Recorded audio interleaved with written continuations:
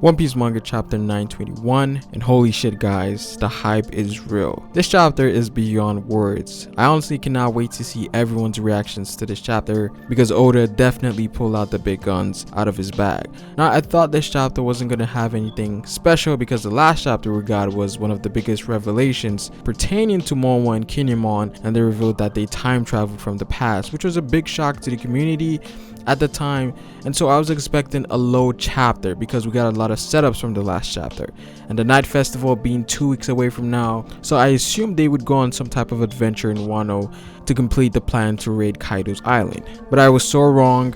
Oda killed it because this chapter is absolute madness. We literally got everything the average One Piece reader wants: fights, lore, new characters, and crazy reveals. This is probably one of the best chapters in Wano right now. The last panel in this chapter was insane, and it confirmed a fan theory that I think that was something a lot of people in the community thought about, so that's really great for us as a community. But oh my god, let's start from the beginning. I don't know if I'm going to stay sane for this One Piece review because honestly the hype is unreal right now. Now we started the chapter with Kinemon explaining the follow-up plan for their final battle on Kaido's island, and they're gonna need a ship to get there. Now this basically confirms that Wano is kind of like Totland, whereas it consists of several islands that are close to each other, because it seems like there's different areas of Wano that are separated by bodies of water. Now it was also mentioned that Kaido is viewed as some sort of god. He was referred to as the protector of the realm because this man literally showed up like a god in the last panel. So I'm not surprised that he's viewed as such by the people of Wano. And we also learned that on the night of the festival, the Beast Pirates and the Shogun and his officials are going to be having a banquet, and what the Alliance intends on doing is to attack the island during that time period when they're off guard. On top of the fact that this is going to be in the night, which is very important because we know the Minks have their Sulong form, which can be activated in the effect of a full moon, which is going to be a crazy asset for the Alliance overall because we saw how capable Carrot was in her Sulong form. So you could imagine a whole squad of Minks in their Sulong form coming at you at full force. That is going to be hype, and we also need to see how strong Neko and Inu are in their Sulong form, which is going to be crazy because these guys were stalemating Jack in their base form. Now even though they were switching back and forth while fighting Jack, these guys should be pretty relative in terms of combat ability,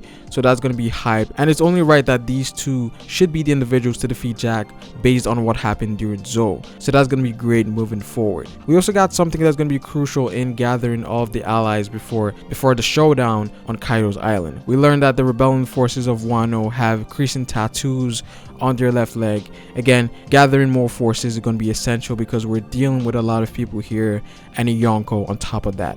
And there's 3 individuals that Kinemon is looking for that would help the Alliance greatly: Kawamatsu, Denjiro, and Ashura Doji, which was kind of hinted to be Shutenmaru, which I will talk about later in this video. We also learned that everyone in Straw Hat have been given a respective role for the plan. Frankie is working under the person that made Kaido's resident in order for him to get the blueprint, which would make infiltration a lot easier. And we also know that Frankie said he was going to make some anti-Kaido weapons during Zou. So Frankie might play a way bigger role than we think, and given the fact that Frankie is going to get the blueprint, we should get some information about the royal poneglyph that is currently with Kaido, which would then give the Straw Hats the chance to take a copy of it. And that would ultimately make Luffy a big contender for the Pirate King title because they have one from Zou, they have one from Whole Cake, and if they get one with Kaido, that would make the 3rd poneglyph that they have at their possession, which leaves one more. Now for Robin, we know that she's trying to get closer to the Shogun so that she can relay information about the movement of the Shogun and his officials.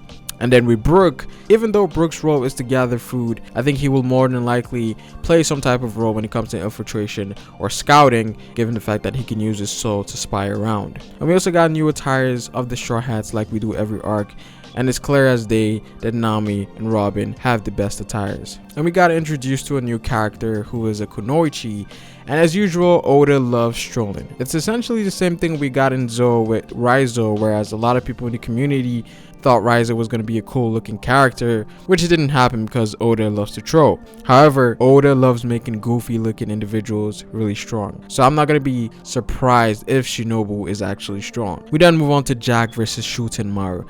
Now initially when Shutenmaru showed up, I was like, there is no way this is him, because he looked kind of whack in terms of design. Kind of reminded me of the sumo wrestler that Luffy defeated a few chapters ago. And if you look at the silhouette of the individual that was fighting Oden a few chapters ago, it looks exactly like Shutenmaru. So we know that he's pretty strong given the fact that he fought Oden back in the day, who was a Roger pirate. And he also proved himself in this chapter by fighting Jack to a stalemate. Actually, it seems like he had the upper hand in this fight because Jack couldn't block his initial attack at the beginning, which is unexpected because his design doesn't really fit his combat ability, if that makes any sense. Now obviously Jack was hurt, but that fight is far from over. We know Jack's thing is that he can take a lot of damage and recover quickly. It seems like that is truly where he excels at, but this whole section with Jack and Shutenmaru is definitely one of the highlights of this chapter for sure. It's not every day we see fights with Yonko commanders, but apart from Jack, I'm really excited to see the other calamities, especially the first mate, because we know those guys are special. Ben Beckman, Katakuri, Marco, and the King Calamity. So that's gonna be amazing once the other two calamities are finally revealed and what devil fruit abilities they have. And talking about calamities, I wouldn't be surprised if Zoro encounters the other calamities, because it seems like Oda has something in store for Zoro, whether it's related to some sort of backstory, Zoro learning more about swordsmanship, or a plot with him and the Shogun. Whatever it is, I'm hyped. And we finally get the biggest reveal of the chapter, Kaido's introduction, which was just crazy. Easily the best part of this chapter and the talk of the community as well. And as I mentioned before, this confirmed a theory that was very prevalent in the community for a while now, which was also a big question for a lot of people, and it was finally revealed in this chapter. Now we finally know that Kaido has the dragon devil fruit, more than likely the mythical version. Now my thing here is that it was either the Shogun that had the dragon or Kaido, because there was so much foreshadowing beforehand, which was hinted during Punk Hazard when Kinemon showed intense hate for dragons. So I was of the mindset that it was either one of these individuals that had it. Now there is a chance that the Shogun could have a dragon fruit as well, but it's going to be a different model, just like how Sengoku and Chopper have the same base but a different model. Now I'm not 100% sure it's a devil fruit ability, because it could be something else. There's also theories out there saying that Kaido could be a dragon that ate a devil fruit, but as of right now I'm leaning towards him eating a mythical dragon fruit. But I have to say it, Kaido's dragon design in this chapter was simply A1. Like, this dude literally looks like a dragon god. Even the weather change, which is a power that dragons have in mythology, I cannot imagine this hybrid transformation. And let's not even talk about things like awakening, because that is too much to handle right now. Knowing Oda, it's going to be insane.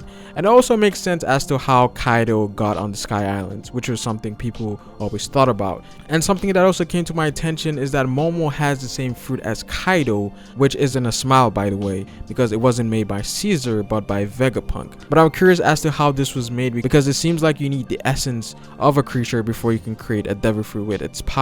Kaido could have some relations to the world government or maybe even Vegapunk. Now even though the Alliance have this crazy plan to take on Kaido, given the Straw Hat's track record, plans never really work out when it comes to anything Luffy related. Even though everything is supposed to be covert, it seems like Kaido actually knows that Luffy is currently in Wano, which is the same thing that happened in Whole Cake Island. So that's a fail for the Alliance already, but I cannot wait to see what happens next.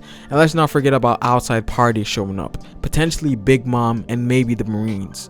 Even though too many characters showing up in one place is an idea that people don't really like, it's really one of those things that could make Wano surpass Marineford. But overall, this chapter is clearly a 10 out of 10 for me. This chapter was a definition of hype, and this is going to be amazing moving forward. I think this chapter has lit the fires in a lot of people's eyes, because some people weren't feeling Wano for a while now. I guess you could say the minority, but personally, I'm having a blast with this arc. Things are definitely getting heated, and I cannot wait to see more, and hopefully Wano lives up to the hype. But comment down below what you guys think. Like the video if you liked it. Subscribe for more One Piece content on this channel. It is Pharaoh, and I will see you folks later. Peace.